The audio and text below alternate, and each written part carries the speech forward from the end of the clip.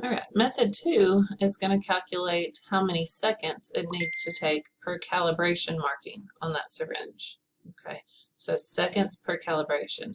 This is going to be a lot more accurate, as you can imagine. Okay, each little calibration mark on the syringe, how many seconds does it take?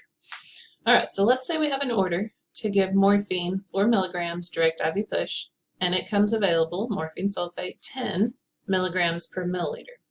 Now, the drug literature says that it may be given undiluted, but it is appropriate to further dilute to 5 milliliters with sterile water, normal saline, or other compatible solutions.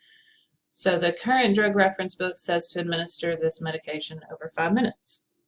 Okay, so first of all, we have to figure out how many milliliters we're giving our patient, right? I mean, they told us to give 4 milligrams, but 1 milliliter has 10 milligrams in it. So let's go back and calculate milliliter per dose. How much medication are we going to give our patient? And then we can figure out how quickly it needs to go. All right, milliliter needs to go on top, right? That's what we're after here. So 1 milliliter has 10 grams of medication in it. Now that's got milligrams at the bottom, so I need milligrams at the top, and that's from our order. The order said to give 4 milligrams every dose. Okay, so I think we're done. I mean, go ahead and cancel out the milligrams. We have milliliter on top, dose on bottom.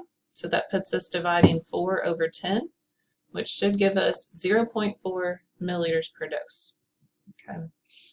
Now, it did say to further dilute that to 5 milliliters with one of these diluents. Okay. So on your syringe, yes, we're going to have 0.4 milliliters of medication, but then the rest of that, all the way up to 5 milliliters, is just going to be diluent. Okay, so very little medication in here, but a bunch of diluent. Probably means it's a pretty strong drug. And morphine, yeah, it's pretty strong. So you've got to dilute it way down so that you can do an IV push. Okay, this is going directly into the patient's veins, and if you don't dilute it, sometimes it will eat away at the veins. Okay, so be careful. Dilute it if it says to. So 0.4 medication, but we actually have 5 milliliters in that syringe, right? Because we had to dilute it. So when we get to calculating seconds per calibration, I mean, that is our whole goal here, is how many seconds per each calibration marking is it going to take, okay? Well, we got to think about seconds. How many seconds is this thing supposed to take?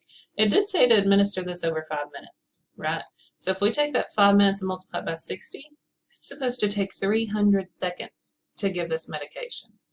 Now, how many calibration markings do you have? I mean, we said all the way up to 5, but it's talking about each one of these little tick marks. So 1, 2, 3, 4, 5, 6, 7, 8, 9, 10, 15, 20, 25. There are 25 calibration markings between 0 and 5 for this syringe. Okay, each syringe is different, but 5 minutes is 300 seconds, and there are 25 calibrations. So when we're trying to calculate seconds per calibrations, let's just divide that.